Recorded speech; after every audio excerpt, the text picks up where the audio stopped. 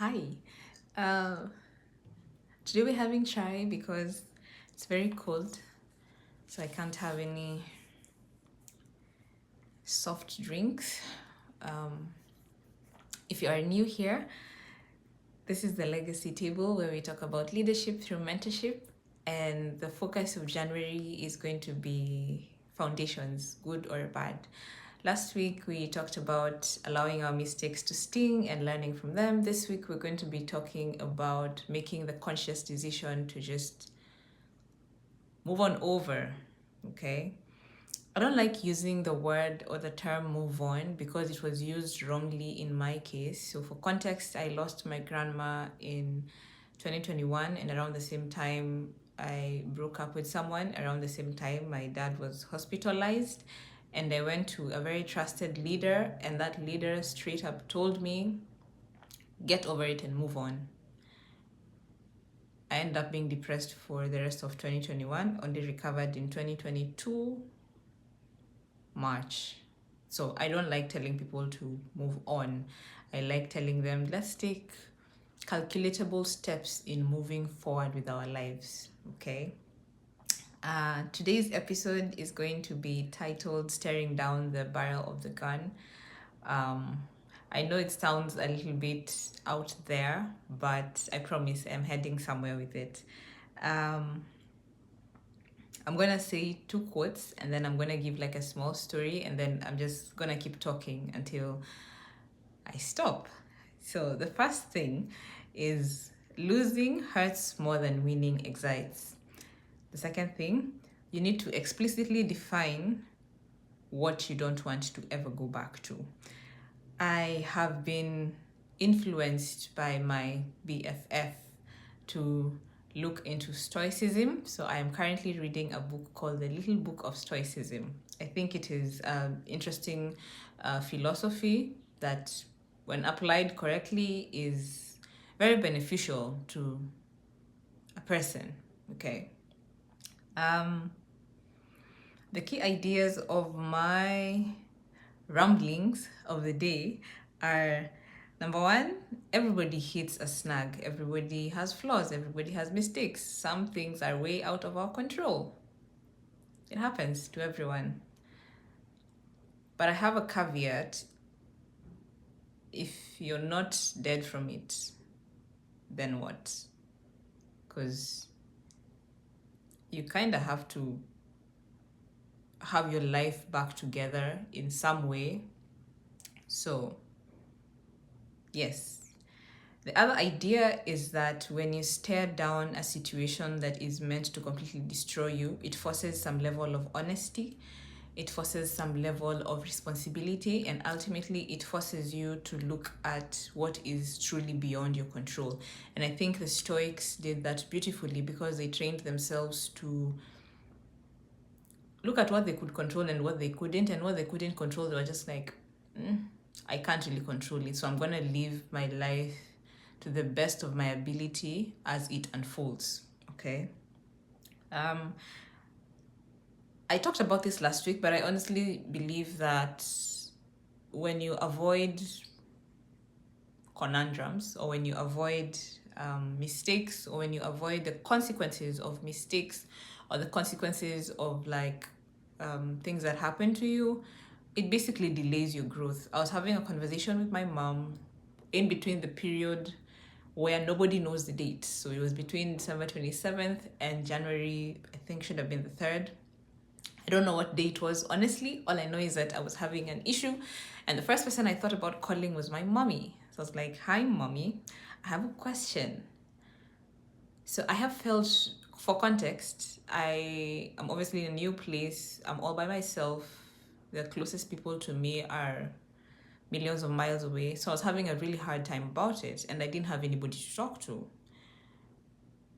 And I was just recounting the same situation. And I was telling her, like, I feel like I'm alone. I feel like I have nobody to talk. And I think I said that almost 5 times. And my mom literally stopped me in my tracks, and she was like, the more you keep repeating it, the more you magnify it. And this is true to like the human brain. I was listening to a podcast, and I remember the lady said,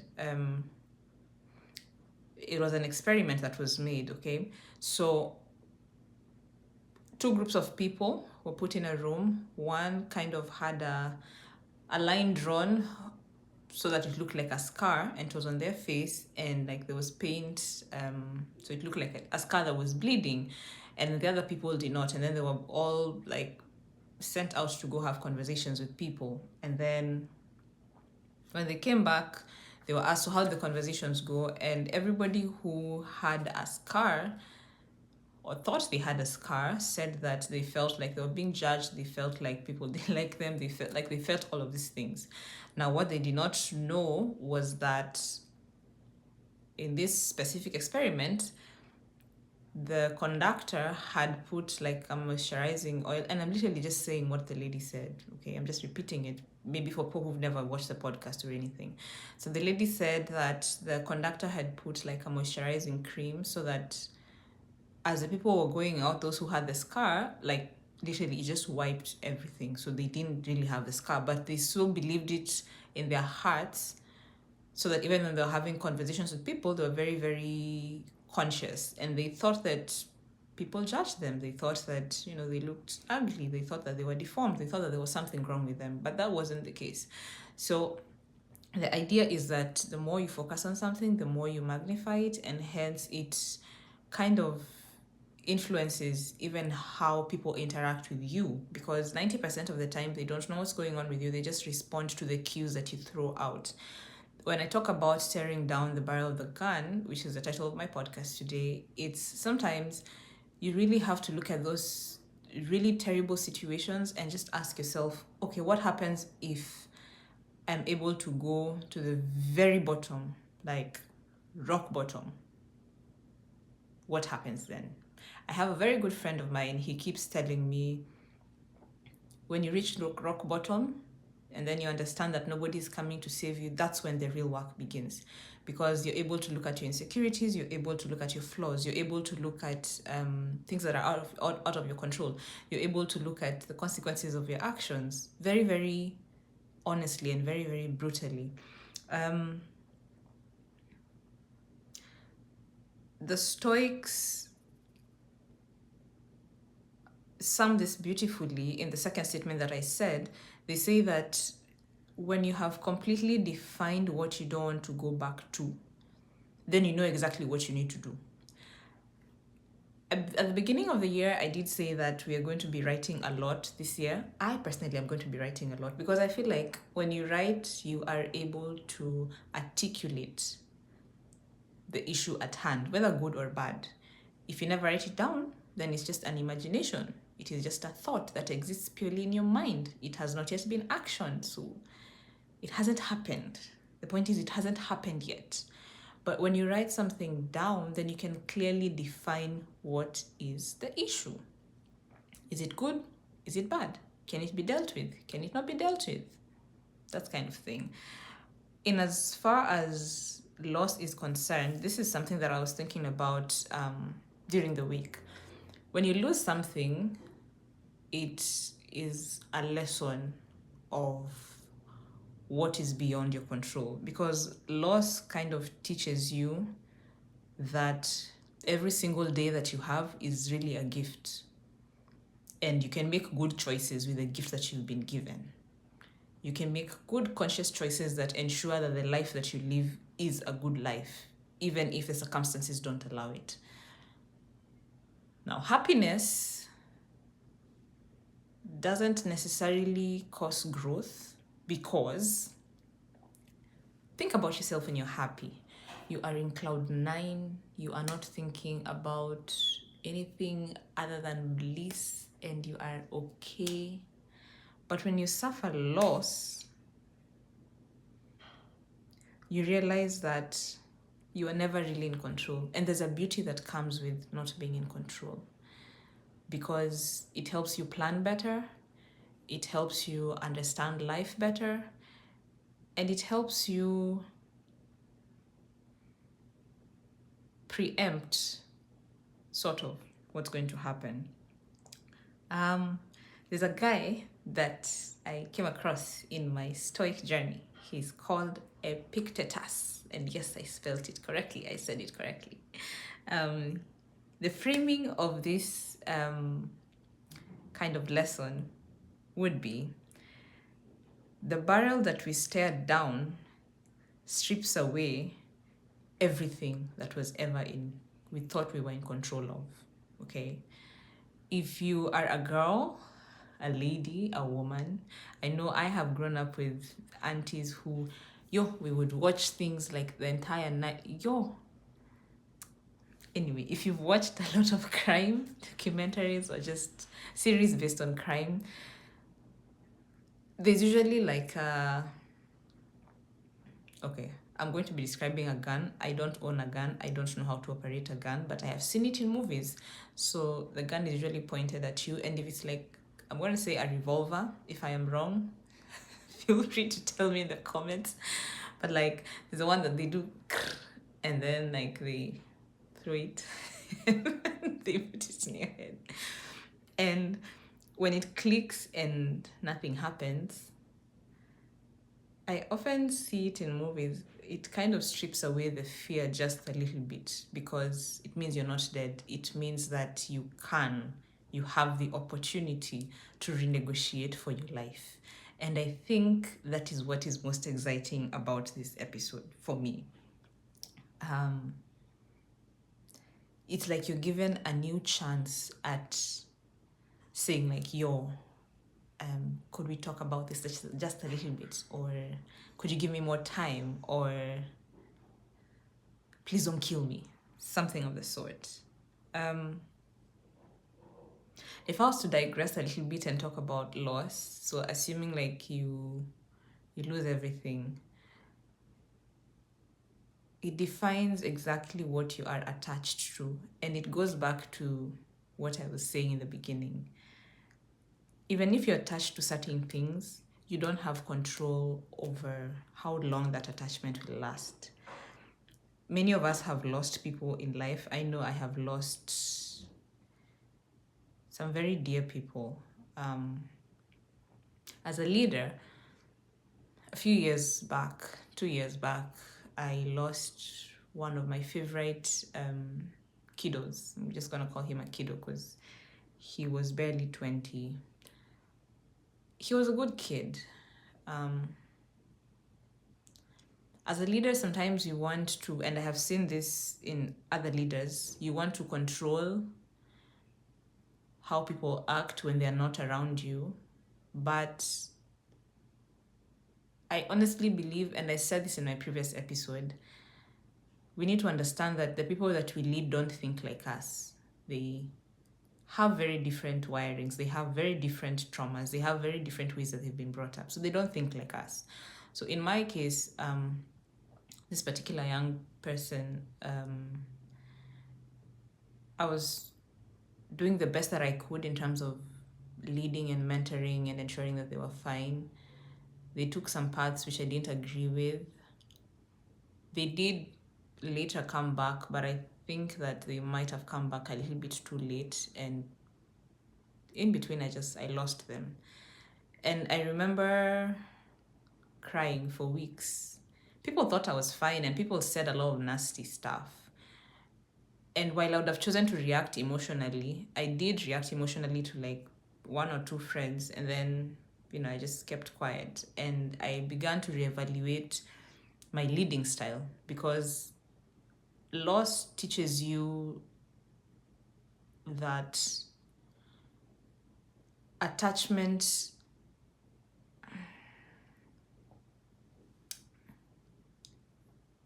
is not it. We can't get attached to everything, because at the end of the day, we will lose, and we need to accept that we will lose.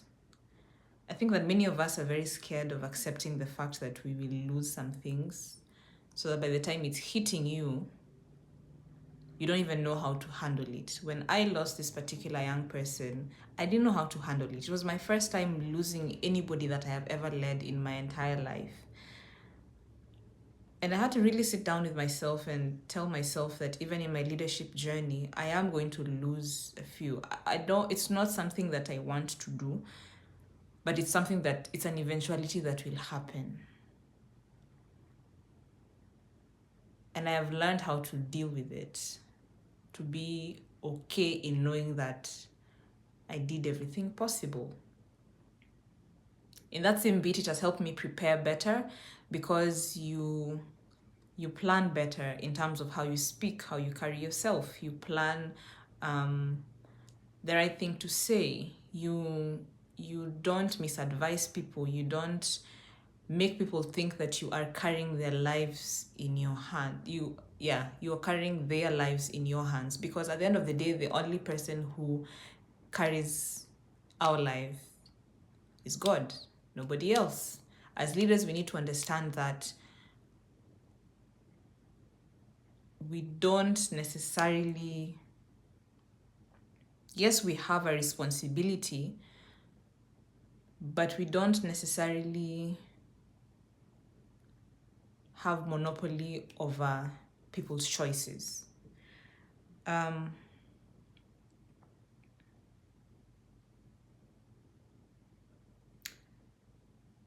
In my previous episode, I talked about allowing mistakes to sting. And in this episode, I will say, let that loss hurt you. Don't assume that it has not hurt you. People keep talking about the idea of rejection being redirection, but you haven't done 5,000 job applications and gotten 5,000 rejections and just gone about smiling your day through your day. For you to get there, you need to allow it to sting just a little bit, and then you'll be okay. So, loss doesn't just hurt. Loss teaches us what really matters and what we should really, really be holding on to.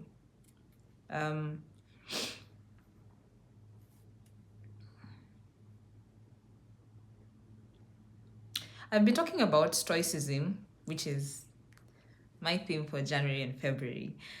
I'm going to talk a little bit about control. I know I've already talked about it, but once you have an idea of what was beyond your control, then the next question becomes, what are you still allowing within your vicinity? Remember my second kind of structure for today is you need to explicitly define what you don't want to go back to. I defined what I didn't want to go back to as the death of a mentee. Like, I don't want to go back to that. And kind of how I have rewired myself is being present,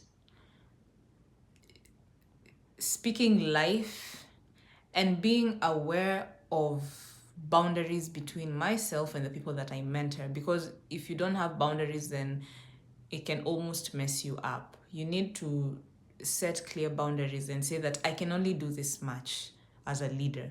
And I think sometimes as leaders, we take onto ourselves so much. And then, like, when it doesn't go how it's supposed to go, we apportion blame to people. I'm not even going to say we blame many people. We take that blame and then we apportion it. We say this one didn't happen because of so and so. This one didn't happen because of so and so. This one, and then that's just not leadership, because then what is your role? What is your responsibility in that not happening? But when you have clearly defined boundaries, then you can kind of take a pause and say, I couldn't handle that because of A, B, C, D, and it's okay. Or I should have done better. I forgive myself. Let me do A, B, C, D. Or I need help in certain areas. Staring down the barrel basically means being honest. It demands of you to be honest with yourself. My better half keeps telling me that one of his qualities is honesty. And when we started off, I thought, I can deal with it. And then as the years have gone by, I have actually learned how to be honest with myself as well. If you can't do something, just say that you can't do something. People might laugh at you, people might beat you, people might discard you, but you're just honest. I can't do ABCD. Or I need help in such areas. It's okay to ask for help. The worst that somebody can say is no. Then when they say no, you figure out who else can I ask or how else can I approach this problem. I'm gonna give you all an exercise, okay? And I've written this down. And it is in my workbook, okay? It's in my workbook. If you don't know where my workbook is, I'm gonna pin a link down below. So I want you to write one behavior, one pattern. There's a behavior and then there's a pattern, and one environment that you don't want to go back to. This, I want it to be like an exercise that is primarily based on a lot of reflection. Don't just sit down and randomly write things down. No. Sit down, pause, reflect, think, what is one behavior that I have? Okay, this is the behavior. You write it down. Maybe I'm constantly complaining. Okay, write that down. What is the pattern? As a result of my complaining, I never achieve ABCD. Okay. What is the environment? I surround myself with people who complain. That's just an example. Because I feel like the more we write things down, the more we're clear, the more defined they are, and the better action we can take. This is a challenge. This episode is actually a challenge. I'm gonna add onto the layer and say, write down a loss that you have encountered that taught you you had no control over X. Because I feel like in doing that, then you are able to know exactly who you are. Hence, you're able to build a better foundation as a leader. And in eventuality, you have a legacy that is worth being remembered. As I bring this to a close, I would like to say that loss is not a bad thing. Winning gives you the illusion that things are okay, and sometimes they are in the moment, but loss will constantly remind you that there's work to be done if you're ever going to achieve a noteworthy legacy. And on that note, I will leave you. This has been the Legacy Table, and I'm your host, Nachasa Kimberly. Bye.